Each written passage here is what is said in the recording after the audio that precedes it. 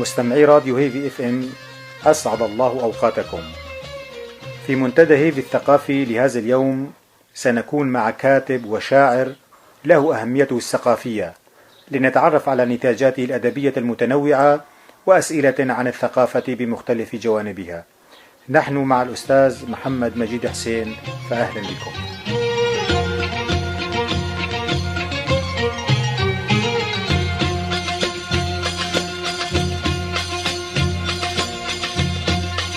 بداية أستاذ محمد، لو تحدثنا عن ملامح من سيرتك الذاتية. أهلا بكم. في البداية نحن الكرد سيرتنا الذاتية متشابهة. نحن الكرد أبناء القرى، نحب الخير، نعيش ببساطة، نفهم العالم ببساطة محدودة. كانت سيرتي الذاتية كسيرة أي كردي عاش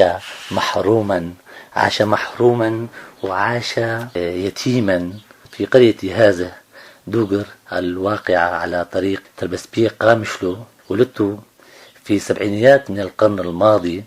لم أكمل دراستي إلا المرحلة الابتدائية لظروف خاصة، ولربما لقلة الإدراك آنذاك.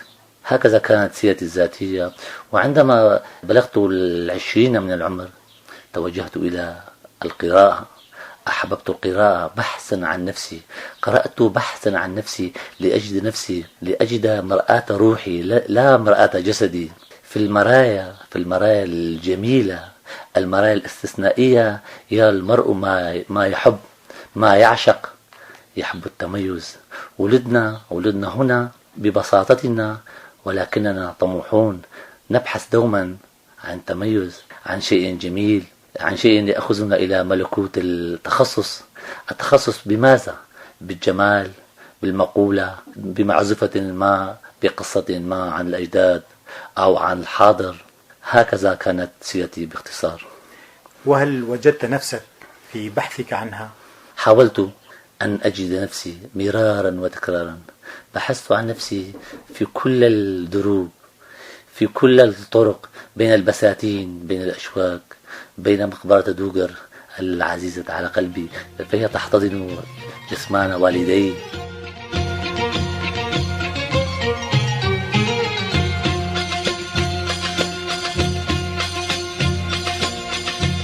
في رحلة البحث موضوع شائك ومتداخل.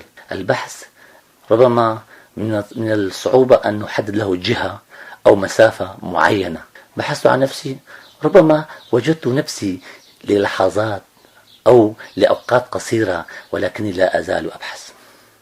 وماذا عن نتاجاتك الأدبية؟ ماذا يمكننا أن تحدثنا بهذا الخصوص؟ البداية كانت مع مشاعر اتجهت نحو أنثى بعينها. حاولت أن أعبر لتلك الأنثى عن ما يجول في داخلي. حاولت أن أكتب دون أن أعلم كيف تكتب القصيدة. هذا كان في بداية التسعينيات من القرن الماضي. تعرفت مصادفة على عدة أشخاص ساهموا في نمو الوعي لدي وبلورة وفهم القصيدة واستيعابها.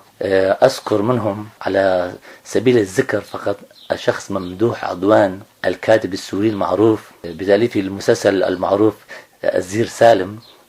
كنت أعمل في دمشق العاصمة بحي المزة، وكان هو يسكن هناك. مصادفة تعرفت عليه. كان شخصا إنسانيا متواضعا، يحب الآخر، يحب الخير الآخر، يعلم بأن للآخر حاجة ماسة لدى النفس. ساعدني كثيرا في هذا المجال. عام 1999 في دمشق طبعت مجموعة الشعرية الأولى بعنوان آخين ونوايا البداية عن دار الميقري في دمشق. بعد ذلك توجهت إلى الكتابة، والتقيت بعدة كتاب من أبناء جلدتي الذين يكتبون باللغتين العربية والكردية، وكان هناك أشخاص يكتبون فقط باللغة العربية. أذكر منهم خالد جميل محمد، من الأشخاص الذين ساعدوني وشجعوني كثيرا في مجال القصيدة. وفي عام 2005 أصدرت مجموعة ثانية بعنوان نزيف مزمن في مع القصيدة. أذكر إني جلست الأستاذ العزيز خالد جميل محمد قال لي يجب أن تعلم بأنك تكتب بشكل يختلف عن الآخرين. صعد جيل بأكمله في هذا البلد وفي بالأخص في الجزيرة يحاول أن يلبس عباءة سليم بركات، أنت لم تلبسها. حاول أن يلبس عباءة سليم بركات واعتقد بذلك بأنه يصل إلى مصافي الشعراء الكبار، اعتقد ذلك، ولكنك سلكت طبعا الكلام الأستاذ خالد جميل محمد قال أنت سلكت طريقا منفردا عن الآخرين، تكتب القصيدة ربما بشكل غير منضبط ولكنها تكتبها بطابع خاص، تلبسها بطريقتك، تزينها بطريقتك، تعرضها على مرآة نفسك، هكذا هي القصيدة. وفي عام 2007 أصدرت مجموعة ثالثة بعنوان ولدت ثريا عن دار الزمان دمشق، وكانت المجموعة عبارة عن 128 صفحة من القياس الوسط، وكانت عبارة عن 46 قصيدة. تناولنا في هذه القصائد المشاعر والأحاسيس، الأحزان هي أحزاننا، نحن الكرد محكومون بالأحزان. الأفراح حالات جدا استثنائية لدى الكرد، طبعا أتحدث عن الأفراح الداخلية النابعة من الداخل والأحزان النابعة من الداخل والتي تؤثر على ذهنية المرء وعلى شخصيته وعلى سيرة حياته. أتحدث عن الأحزان الكبيرة. أتذكر بأن الكرد دوما مضطهدون منذ أكثر من 20 عاما، لم تفارق مشاهد الإبادة والقصف الكيميائي لحلبشة مخيلتي، لا أستطيع أن أمحيها مخيلتي. أتذكرها بين الفينة والأخرى، كان لها تداعيات على نفسيتي، كأننا ولدنا لنحزن، ولدنا لنعزي، كأن نساؤنا محكومات بأن يلبسن الأسود أكثر من 3/4 عمرهن، هكذا كانت. وفي عام 2014 أصدرت مجموعتي الرابعة بعنوان تنبؤ الأقدام، هي رؤى عن الحياة، عن الجمال، عن الإنسان، عن فهم الآخر. هي عبارة عن نص واحد حاولت أن أختزل فيه أفكاري وآرائي في فهم الحياة، فهم العالم، فهم سر توسع عقدة النقص عند الإنسان وعدم استمتاعه بالجمال. منقذ العالم لا يستمتع الجبناء بالجمال، ونحن من كثرة الضغوطات التي مورست بحقنا أصبح الجبن جزءا من شخصيتنا. الذين اخترقوا هذه الحالة هم قلة قليلة، الذين اخترقوا حالة الجبن وأصبحوا يستمتعون بحياتهم وبأيامهم، وعاشوا ربيعهم وعاشوا خريفهم واستمتعوا واستقبلوا الموت بصدور مفتوحة. هؤلاء قلة قليلة، لست منهم. أنا من العين الأولى. نحن أسرى بلادنا الثرية الواقعة في منطقة جغرافية يطمع بها المستعمرون المباشرون والغير مباشرون.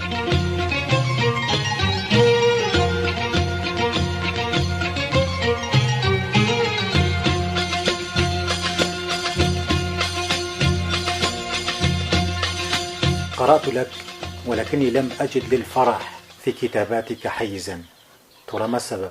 هذا السؤال يقودني إلى مقولة قرأتها في يوم ما، قالها الشاعر السوري محمد ماغوط، قال الفرح ليس مهنتي، الفرح ليس مهنتي، لا أجيد أن أكتب عن الفرح، لأن ليس للفرح مكان في نفسيتي، في دواخلي، في عالمي. هو عالم جميل، لكن الأحزان صبغته باللون الأسود. فلسفة الألوان تقول بأن الألوان الفاتحة تفشل إذا أتت بعد الألوان الغامقة. الألوان الغامقة هي المسيطرة في صراع الألوان. ونحن نعيش في جزيرتنا الجميلة، كيف تؤثر عليك طبيعتها؟ الجزيرة هي جميلة بتنوعها الإثني. نحن نعيش في هذه الجزيرة، نحن مجتمع موزايك، ولكن هذا الموزايك غير متجانس وله أسباب كثيرة. سعت الأنظمة الاستبدادية وبالأخص نظام البعث بأن يجعل هذا الموزايك غير متجانس بتحريض هذا على ذاك وذاك على هذا. ولكن بالجزيرة أحس بالربيع، أحس بالزهور، أحس بالخضار، أحس بالطبيعة، بالجمال، بالمياه، أحس بجمال الحسنوات في الجزيرة، أحس بها، ولكني لا أستطيع أن أرسم لوحة الفرح الداخلي على وجهي، لأني عاشق للصراحة.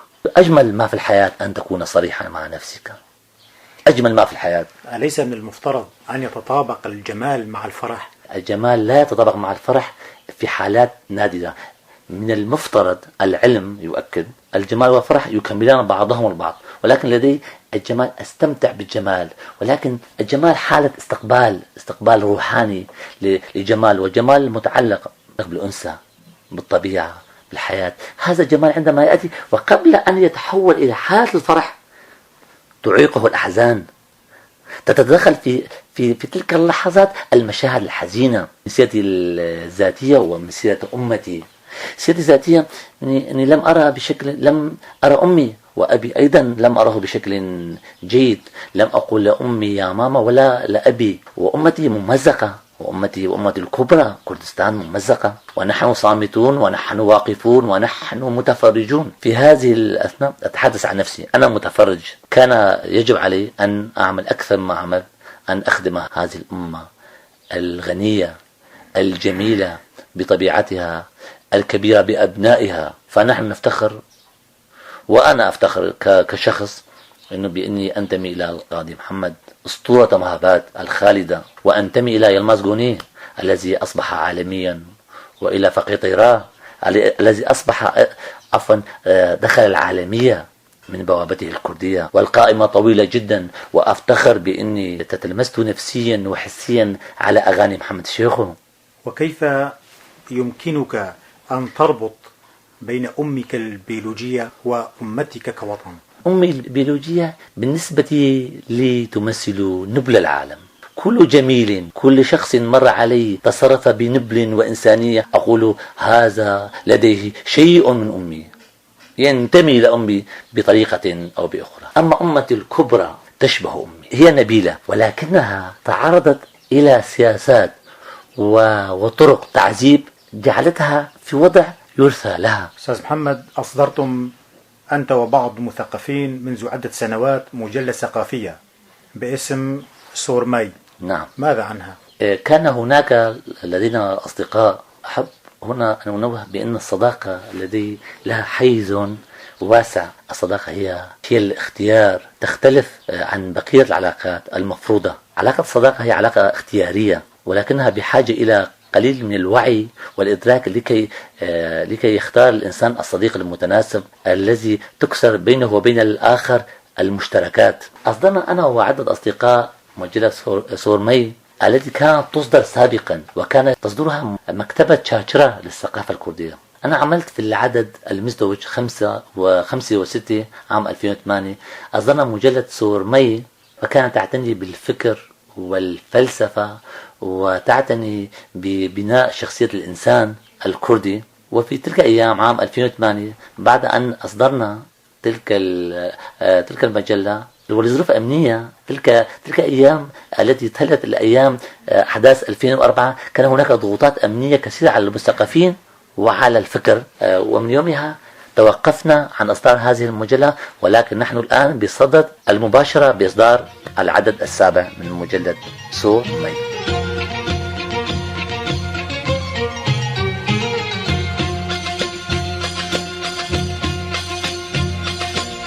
لديك مشروع حول السلم الداخلي كمدخل إلى السلم الأهلي. ما هي أهم مكونات ودوافع هذا المشروع؟ هناك أناس طيبون وهناك ناس مستفيدون يبحثون ويتحاورون عن السلم الأهلي أو التعايش بين المكونات في هذه المنطقة الجغرافية، بيننا نحن ككرد وبين أخواننا العرب، أو نحن كمسلمون وأخواننا السريان وإلى ما هنالك من أقليات. ولكن من وجهة نظري الشخصية المتواضعة وباجتهاد شخصي بحثت عن أسباب عدم تقبلنا للآخر، عدم تقبل الإنسان الكردي لأخيه العربي أو بالعكس، أو لأخيه السرياني أو بالعكس، مع مراعاة سياسات النظام وأساليبها من إغراء بالوظائف والامتيازات. ولكن رأيت من وجهة نظري بأن هناك مشكلة أخرى، بأن هناك خطوة تسبق السلم الأهلي، أسميتها السلم الداخلي. ماذا يعني السلم الداخلي؟ السلم الداخلي بأن ينظف الإنسان ما في داخله من أسبقيات، ونحن في الشرق مثقلون بأسبقيات. دوما آراؤنا مبنية عن قرارات سابقة، آراء حالية ومواقف حالية مبنية عن قرارات وآراء سابقة. في السلم الداخلي الذي أسعى إليه في هذا البحث، أبحث عن فهم العالم، استيعاب فلسفة الغيبيات، وكيفية ضبط الدوافع الجنسية لدى المرء لتخضع للمنظومة الأخلاقية وتحترم المجتمع والآخر وتريح الإنسان بنفس الوقت. إذا تعمل على تهيئة الإنسان لمجتمع متجدد. نعم. الهاجس الأساس لديك أستاذ محمد حينما تكتب نصا ما هو الموضوع الأكثر تناولا في كتاباتك؟ الموضوع الأكثر تناولا هو موضوع أمتي. ربما أشبهها أحيانا بأنثى، لكنها أمتي. نحن الكرد أمة قديمة قدم التاريخ، لم ننعم بالسيادة إلا لفترات قصيرة وعلى مساحات ضيقة. أمتي بحاجة إلى جهودنا جميعا. أكتب عن أمتي، عن كردستان الحلم. نحن كرد طيبون، ولكن تصرفاتنا الحالية وسلوكياتنا الحالية هي نتيجة ضغط ليست ضغط، الضغوطات الكبيرة التي بورست علينا من قبل الأنظمة الغاصبة لكردستان. وهل من الممكن أن نستدل على الآباء الروحيين لقصيدتك الشعرية؟ القصيدة بالنسبة لي هي عالم بحد ذاته، عالم روحاني، وربما أحيانا أحاول أن أصنع من القصيدة عالما ماديا أيضا. عندما بدأت الكتابة وحاولت القراءة كنت سائرا متمردا إلى أقاصي تخوم التمرد. أول من قرأت عن رياض صالح الحسين، هذا السوري، هذا الفتى المدلل، اسمه النقاد فتى قصيدة النثر المدلل. تحدث رياض كان يكتب من الأعماق، كان يكتب الروح، لكن تجربته لم تتبلور، رأسا دائرة لم تتشابكا، دائرته بقيت ناقصة. رياض كان هذا حلما